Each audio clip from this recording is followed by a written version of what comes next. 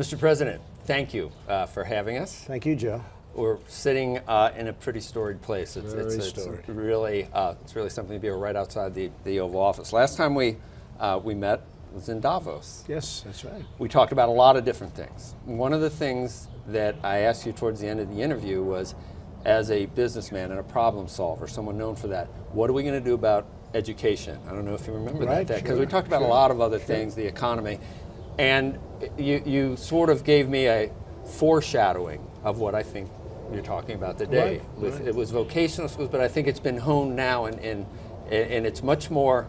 The details are ready to come out now on what we're calling, or you're calling, is the pledge to America's workers, right? And reskilling workers. That's right, which we have to do. Spearheaded by your daughter, Ivanka. Ivanka is very much involved, and she's been involved. We have tremendous numbers of people who really are phenomenal in every way, but they're not trained and they're not qualified to take some of the jobs. You report on it all the time, all of the companies that are pouring back into our country. So we have Chrysler, we have so many companies, and we have companies expanding. Look at what's happening with Apple, where they're going to be spending $350 billion. And I can go on. And we need people with skill. We need people who are trained. It's much different than it was 30 years ago and 40 years ago. We need people that can go out there and do it. And that's exactly what we're doing. And in front of you is a list that's going to create almost 4 million jobs. These are a list of companies. They'll be creating a tremendous number of jobs, and they're going to be skilled jobs, and these are people that will be trained, really trained, and trained well. The co-chairman, co-chairwoman, along with Wilbur Ross for the initiative, as we mentioned, was Ivanka. And when I spoke to her, she mentioned that the pledge, or that the goal, was for 500,000, and she said it was much greater than that, but she didn't tell me. Right. 3.7 million. This is, yeah, it's going to be close. That's exactly That's individuals that will benefit from skills, training. Training, and if you look at the companies, those are the great companies. And this is all private sector funded too, so this is an example of public-private partnership. Walmart, so many great companies. They're going to be here at 3 o'clock today. We're going to be having a big conference. Everybody's here, and we're talking about almost 4 million jobs. Currently, the economy is pretty hot, running pretty hot. Hopefully not too hot. No, but I think it's maybe as good as it's ever been, ever. I mean, companies, what I really am happy about is a lot of cash is coming back in through the billions and trillions of dollars, as you know, that was overseas, where companies were locked and they couldn't get it back. Now it's coming back hundreds of millions of dollars at a clip. And also, companies are coming back to our country. We have record numbers of companies coming back in. They're pouring back in, and they're going to Michigan, and they're going to Ohio and Pennsylvania and so many different states. And people can't believe what's happening. We're really doing well. Do you worry that is it time for the Fed to be doing what it's doing? Do you think, just to get a policy question in, should they be raising rates on the trajectory that is indicated right now in your view? I put a very good man in the Fed. I don't necessarily agree with it because he's raising interest rates. I'm not saying that I agree with it, and I don't necessarily agree with it. I must tell you, I don't. Yeah. I'm not thrilled because we go up, and every time you go up, they want to raise rates again, and I don't really. I am not happy about it. But at the same time, I'm letting them do what they feel is best. But I don't like all of this work that goes into doing what we're doing. You look at the euro, you look at what's going on with the EU, and they're not doing what we're doing, and we already have somewhat of a disadvantage, although I'm turning that into an advantage. Last year and for years, we've been losing $150 billion with the EU nations, with the European Union. And they're making money easy, and their currency is falling. And China, their currency is dropping like a rock, and our currency is going up. And I have to tell you, it puts us at a disadvantage. Now, I'm just saying the same thing that I would have said as a private citizen. So somebody would say, oh, maybe you shouldn't say that as a president. I couldn't care less what they say, because my views haven't changed.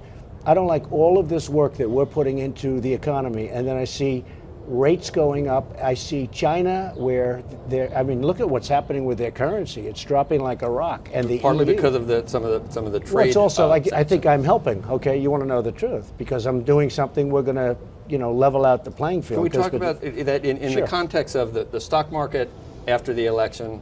Well documented, was up at 1.40% or so. It's consolidated those gains and held on to the lion's share of those gains. Does that go into your thinking in terms of if we're ever going to address some of these? This is the time. This is the time. This is the time. Is there a time when you know the expression? We're playing with the bank's money, right? Is we're there, up almost 40%. Is there a time when you say, God, things are going so great with the economy? I'm worried about the headwind of trade, given that we have a tailwind with tax reform and deregulation and all these great things happening. Do you look at it as, well, we've got all these tailwinds, we might as well have one headwind, or does there come a time where you say, look, I need to pull back a little and get what I can, but maybe not everything I want? So, Joe, I could have a much easier life if I wanted to do it incorrectly. It would be much easier for me. Sitting here, I could just let all of these countries continue onward with these massive deficits. I mean, honestly, I don't want to use the word because it's a highly respected show, but they are taking advantage of us, okay? I'll use a different set of words. They are taking advantage it's cable, of us. though, if you really want. I know, but it's not as good as the other word. You know what the other word is. You can get away with it on We cable. are being taken advantage of. Okay. And I don't like it. And I haven't liked it for many years. China, $507 billion a year in deficits. With the EU, $151 billion. With Mexico, $120 billion. Mexico, who would think Mexico? Mexico's making a fortune. Plus, they have they have a tax. We don't have a tax. They have a tax on top of that, and the tax is almost 17%, a VAT tax. And you look, I could go through every country. I could talk about Japan. I could talk about, they're very good allies, but no wonder they're good. I mean, the deficits, the money they're making off the United States. Now, I would have a higher stock market right now. It's already up almost 40%, as you know, since the election. It could be 80% if I didn't want to do this. But ultimately, what I'm doing is making it so it's right. And we'll also start cutting expenses. Are you seeing some sign, some glimmers of success, of hope from some of these trading partners that they're starting to? Hope. I mean, but are they starting to? What you think is come 100%. around? Let me mention just one thing. Yesterday we had our Delivering Alpha conference, CNBC.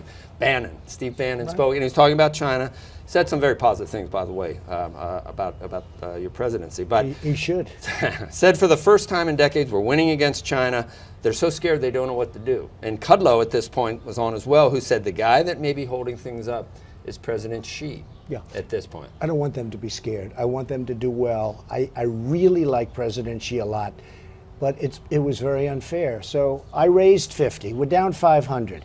Now, some people would say 375 billion. I'm not talking about million. I'm not talking about pennies. I'm talking about we're down 375 billion. But other estimates could say 507. It doesn't matter. So it's in between there or it's there. We're down a tremendous amount. I raised 50. And they matched us. I said, you don't match us. You can't match us because otherwise we're always going to be behind the eight ball. Would you ever get to 500 though? I'm ready to go to 500. We've got with the midterms on the horizon. What if the stock market were to go down? I actually think that's, well, if it does, it does. Look, I'm not doing this for 20%? politics. I'm doing this to do the right thing for our country. We have been ripped off by China for a long time. And I told that to President Xi. I said, how did this ever happen? And you know what their answer is? Because I deal with the highest echelons of China. One of the great people of China said, there was never anybody to talk to in the United States. We would put on a trade barrier where you couldn't sell cars or you couldn't sell beef or you couldn't sell your farm products. We would put on, nobody would talk to us in the United States. So we said, hey, that's great. Then we'd put on another one. We'd put on a tariff on cars, 25%, and you charge us virtually nothing, 2.5%, but they don't pay it. So we would do this and nobody would talk. We'd start off at a lower number, we'd raise it, nobody would ever complain until you came along, me. And they said, now you're doing more than complaining. We don't like what you're doing. You know, they think I'm doing maybe too much, but of course they're going to think that. But for many years, and I'm not just saying Obama, I'm saying Bush, and I'm saying long before, they had nobody. And it's very interesting because I actually asked them the question. So we're down 507 recently. We're down $507 billion in trade deficits. How did it happen?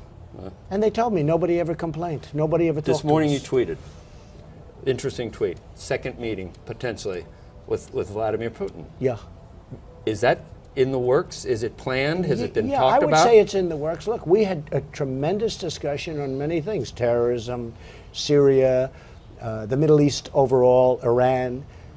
We talked about, as an example, nuclear proliferation. There's nothing more important than that. We had a tremendous meeting.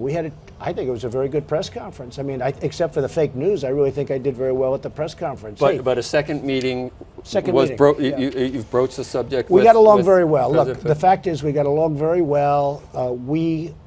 I think can do great things for his country, but for our country, I'm interested in our country. I'm also interested in the world. I'd like to see peace. And I think we can do great things for the world. I think we can do, now, that includes China, that includes others. I'm doing very well getting along with countries. Getting along is a good thing, not a bad thing. But I think I'd have a good relationship with Putin. You have a personal relationship with people that I've seen for many, many years, all right? And I understand how that works.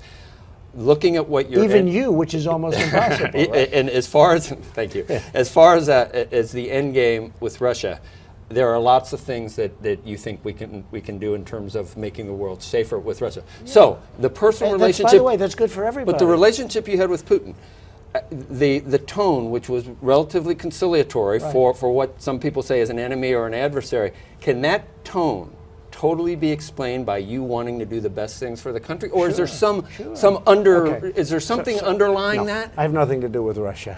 I never did. That so other it's deal totally is a big hoax. It's a hoax. In your view, it's called the Democrat hoax. It's a big fat hoax. I have nothing to do with Russia, and I think you know that. You would know. You've known me for a long time. I know how you are with people, and I could see that. You think I'm dealing in Russia? Knowing what that you want to accomplish in foreign policy and domestically, I could see that tone not necessarily having anything to do with other than wanting the best things for the country. So I had a meeting that lasted for more than 2 hours. It wasn't always conciliatory in that meeting. That hasn't come out. No, but we discussed many of the points I just said. I mean, basically, that's what we discussed. We discussed lots of good things for both countries, frankly. But there are things that we can do for both countries that are very good. Now, we then go to a news conference. I mean, I had some of these fools from the media saying, why didn't you stand there, look him in the face, walk over to him, and start shouting at him? I said, is these people crazy? I want to make a deal. I want to make a deal. You can't do that. And we've been having a bad relationship with Russia for many years. And, you know, that may be wrong. It may be that you can't do anything. That's very possible. But I'm different than other presidents. I'm a deal maker. I've made deals all my life. I do really well. I make great deals. You know it because you've covered them for a long time, Joe. And I think if we can get along with Russia and other countries. Does it help with China to have Russia as almost as a, to set them? It doesn't hurt, okay? It doesn't hurt. And that was in your mind as well? Maybe, in the computer. I mean, maybe.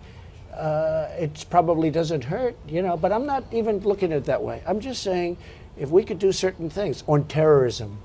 As an example, we found out that in St. Petersburg, a little more than a year ago, there was going to be a very major terrorist attack. St. Petersburg, Russia. Right. We called them and let them know. They were able to nab this very vicious gang of terrorists. They got them. No. I assume they're someplace right now that maybe you don't even want to know about. I don't know what they did with them, okay? Look, I don't care. But wait a minute. Yeah. They thanked us profusely. This was going to be a major attack. We found out about it, and we gave them that information. That's a good thing. And Putin called me up, President Putin called me up, and he said, I want to thank you very much. That would have been a major attack in St. Petersburg. We informed them. I don't think anybody even knows about that. These are good things. They inform us. They can inform us. Getting along is a good thing, not a bad thing. The fake news, they want to make it like where there's a big confrontation. I don't want to play that game. I don't want to go into that game. Any timeline on the next meeting, Mr. President? Let me just say this. With that being said, I have been far tougher on Russia than any president in many, many years, maybe ever. Even the big fight I have with Germany over the fact that they're taking natural gas, they're taking energy from Russia, paying them billions of dollars. I said, wait a minute, we're supposed to be protecting you from Russia, and you're paying them billions of dollars. What's that all about? Now, do you think that's a positive for Russia? I'm talking them out of things that where they're giving billions of dollars. It's ridiculous, by the way, that that's happening. And then on top of that, Germany pays a fraction of what they should be paying for defense. We're supposed to defend them. So they're paying Russia, and we're supposed to defend them from Russia. So you just look at that point. But look at the sanctions I've put on. Look at the diplomats I threw out. Look at all of the things that I've done. Nobody else did what I've done. Obama didn't do it. Obama was a patsy for Russia. He was a total patsy. Look at the statement he made where he thought the mics were turned off, okay? The stupid statement he made. Nobody does a big deal about that. Getting along with President Putin, getting along with Russia is a positive, not a negative. Right. Now, with that being said, if that doesn't work out, I'll be the worst enemy he's ever had. The worst he's ever had. I don't want to end it on that note, No, but no, I think he knows that. Yeah. But I think he knows that. I'll be his worst nightmare. But I don't think it'll be that way. I actually think we'll have a good relationship. Well, I think it'd be, it's obviously in the two last nuclear superpowers, or at least the two largest. 90%. I think we all, yeah. 90%, think of it, the two countries. All right, Mr. President. Thank you again, very much. Thank you. Thank I you. appreciate it very Thank you. much. Thank you.